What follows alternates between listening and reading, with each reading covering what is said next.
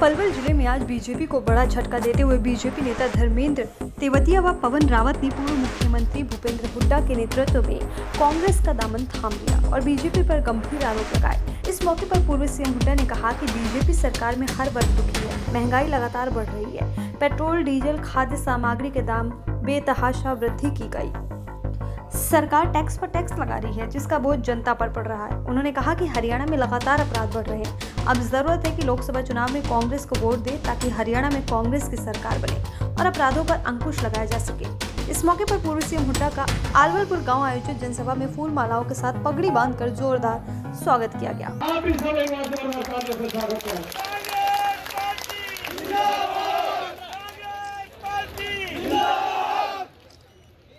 मेरा निवेदन है, बहुत ही एक मकान कांग्रेस पार्टी ले जाएगी।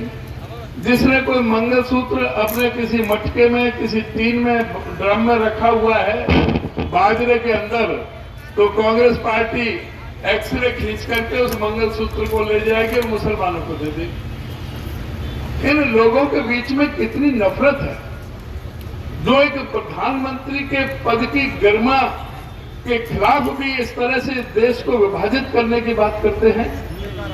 कांग्रेस के घोषणा पत्र जिसका इन्होंने कहा, लोगों के अंदर एक जिज्ञासा पैदा हुई। लोगों ने देखा कि भाई आखिर में इस कांग्रेस के घोषणा पत्र में है क्या।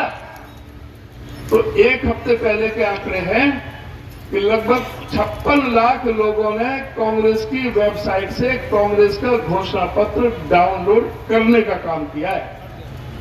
और जब कांग्रेस का घोषणा पत्र डाउनलोड किया 56 लाख पढ़े लिखे बुद्धिजीवी लोगों ने, तो वो किस तरह से आगे लोगों को मल्टीप्लाई करेंगे, किस तरह से आगे लोगों को बताएंगे कि किस तरह से मोदी के झूठ को बेनकाब करने का काम करेंगे। अगर कांग्रेस के घोषणा पत्र की बात की जाए तो कांग्रेस के घोषणा पत्र में अगर आपको नजर आएगा तो राष्ट्रपिता महात्मा गांधी के सपने आपको नजर आएंगे।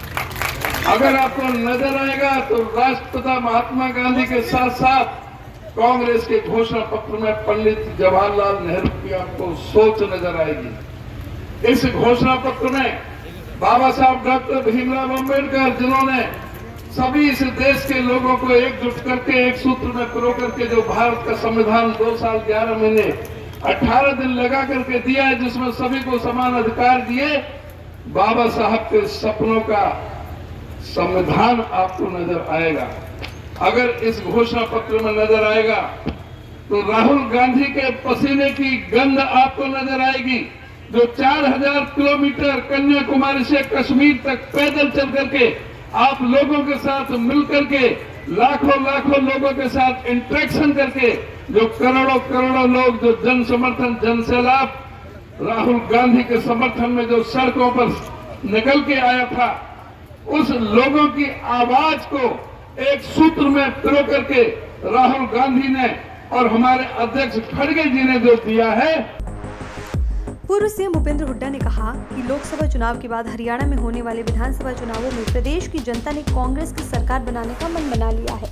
कांग्रेस की सरकार में हरियाणा प्रति व्यक्ति आय और निवेश, कानूनी व्यवस्था, खेलों तथा युवाओं को नौकरी देने में पूरे देश में नंबर 1 प्रदेश था। बीजेपी सरकार में हरियाणा प्रदेश बेरोजगारी, महंगाई, अपराध में नंबर 1 है। खेलों में भारत का नाम विदेशों में करने वाली बेटियों को जंतर मंतर पर घसीटा गया, खिलाड़ियों को आज तक न्याय नहीं मिला। उन्होंने कहा कांग्रेस ने प्रदेश का विकास किया, यूनिवर्सिटी और कॉलेज बनाए। वहीं बीजेपी सरकार में भ्रष्टाचार किया जा रहा है। हरियाणा प्रदेश लगातार कर्ज में डूबता जा रहा है। प्रदेश में कांग्रेस की सरकार बनने के बाद बुजुर्गों की पेंशन 6000 रुपए की जाएगी। गरीब लोगों के लिए 300 यूनिट घरेलू बिजली माफ करेंगे। उन्होंने कहा 2014 में गैस सिलेंडर 400 रुपए का था, जो आज बीजेपी सरकार ने 1200 रुपए का कर दिया। कांग्रेस की सरकार आने पर गैस सिलेंडर कीमत 500 रुपए से ज्यादा नहीं होगी। बीजेपी ने कौशल रोजगार निगम बनाकर युवाओं को बेरोजगार बना दिया है। नौजवान साथियों ने, माता बहनों ने भारी संख्या में आकर हमारे आज के इंडिया गठबंधन के प्रत्याशी चौधरी महेंद्र प्रताप जी, उनके लिए जो विश्वास व्यक्त किया है, मैं आप सबका हृदय की गहराइयों से अभिनंदन करता हूं, स्वागत करता हूं।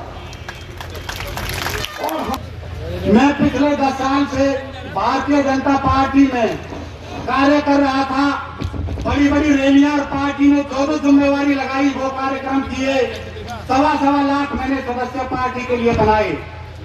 लेकिन जैसे पार्टी के विधायक और पार्टी के अन्य कार्यकर्ता पार्टी में घुटन महसूस कर रहे हैं, ऐसे मैं भी घुटन महसूस कर रहा था। यहाँ पर हमारे सांसद महोदय के पास तो ज्यादा समय नहीं है। जैसे अंग्रेजों के समय में रियासतें बांटी जाती थी, उसी प्रकार से हमारे यहाँ भी होडल, हकीम, पलवल, जहाँ पर उन्होंने रियासतें बांटी।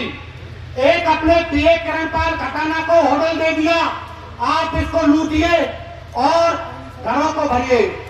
उसके बाद पलवल, हकीम, जहाँ पर विधायक है हमारे हकीम से, उनके ऊपर अपने रिश्तेदार जब मर्जी निकाल दो, जब मर्जी निकाल दो। लोगों का, युवाओं के भविष्य के साथ खिलवाड़ की जा रही है।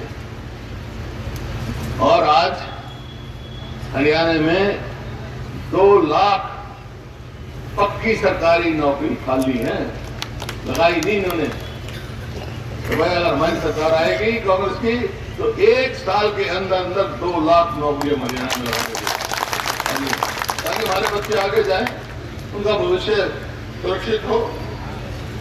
किसान का आपने बता दिया उसके बाजी में, वो तो मैं तो पहले ही उस कमेटी का पहले वर्किंग ग्रुप का भी चेयरमैन था, कांग्रेस का चेयरमैन रहा है, उसमें भी हमने ये फैसला कर दिया था कि भाई ये जो तमाशा हो रहा है किसान के साथ, किसान की आमदनी मतलब जब लाभदायक हो सकती है, उसकी लागत जमा 50% स्वामीनाथन के हिसाब से उसको मुनाफा मिले जब किसान।